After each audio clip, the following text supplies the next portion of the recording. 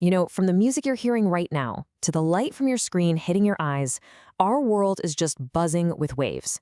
I mean, they're literally everywhere, carrying energy and information across rooms, and yeah, even across the entire universe.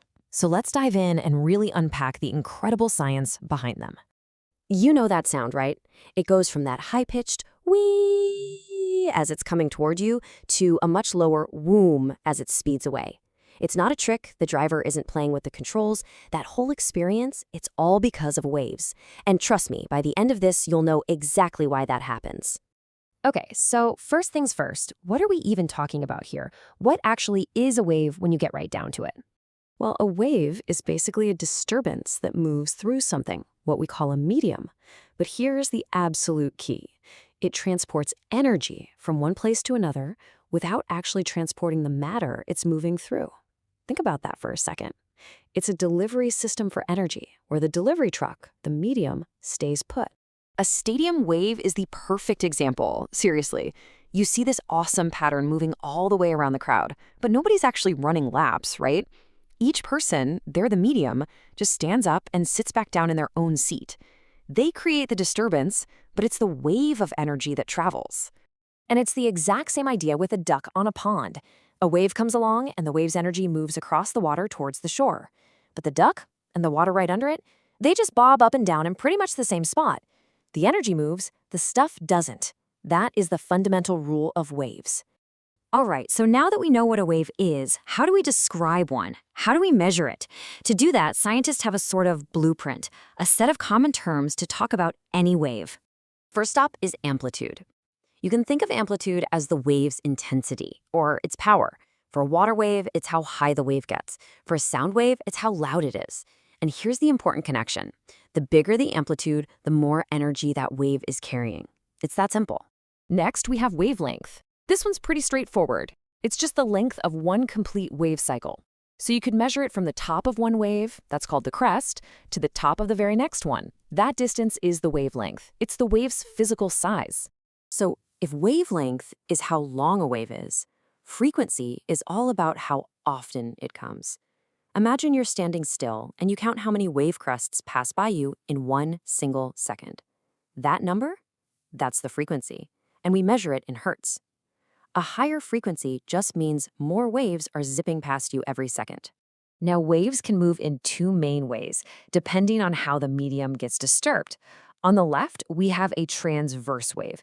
Here, the particles of the medium move up and down, which is perpendicular to the direction the wave's energy is actually traveling.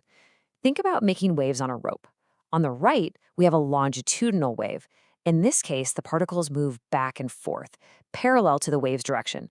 Sound is a perfect example. It's just compressions of air moving towards you. Of course, waves don't just travel in a straight line forever in some empty void. They run into stuff. So what happens when a wave hits a wall or tries to go from air into water? Well, there are four basic things that can happen. First is reflection. That's when a wave bounces off a surface. An echo is reflected sound. Your image in a mirror is reflected light. Then there's refraction. This is when a wave bends because it enters a new medium, like how a straw looks bent in a glass of water. Third, we have diffraction, which is a wave's cool ability to bend around objects or spread out through openings. And finally, there's absorption, where the wave's energy just gets soaked up by the material it hits, usually turning into heat. Okay, this is where it gets really, really cool. What do you think happens when two waves are in the same place at the same time? Let's check it out. So, do they smash into each other like a couple of cars? Do they bounce off of each other? Nope. They do something much, much weirder and more interesting. They actually pass right through each other. But for that one moment where they overlap, they combine. This is a principle called superposition. If the crests of two waves meet, they add their amplitudes together and create a single, bigger wave for a split second. We call that constructive interference. But what if the crest of one wave meets the trough, the bottom of another?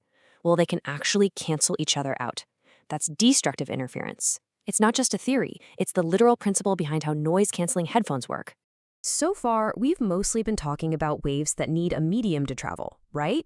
Like sound needs air or ripples need water, but there's a whole other class of waves out there, the special ones. These are called electromagnetic waves. And their superpower is that they don't need a medium at all. Light, radio waves, X-rays, they can all travel through the total emptiness of space. This is a huge deal. It's the only reason we can get light and heat from the sun. And they're all part of one big family called the electromagnetic spectrum. We've got it laid out here by energy. Down at the low energy end, you have radio waves. Then as we climb up in energy, we get microwaves, infrared. Then this tiny, tiny little slice that our eyes can actually see, visible light. And then we keep going up into the high energy stuff, ultraviolet, X-rays, and the super powerful gamma rays. And what's really wild? In a vacuum, every single one of them travels at the exact same mind-boggling speed, the speed of light. And that, believe it or not, brings us full circle. We are back to that ambulance. But now we're going to see how that same simple idea helps us understand the entire universe.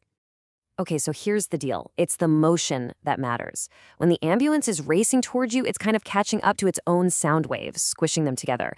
A shorter wavelength means a higher frequency, which our ears hear as a higher pitch. Then, as it passes you and moves away, it's literally stretching those sound waves out behind it. Longer wavelength, lower frequency, lower pitch. That change is called the Doppler effect. And here is the final, incredible connection. The exact same thing happens with light. Astronomers started noticing that the light coming from really distant galaxies was stretched out. It was shifted towards the red, lower frequency end of the spectrum. This redshift is the Doppler effect, but on a cosmic scale. And it's the key piece of evidence telling us that those galaxies are moving away from us and that our entire universe is expanding. How amazing is that? From a siren on your street to the very edge of the cosmos, it's all explained by the science of waves.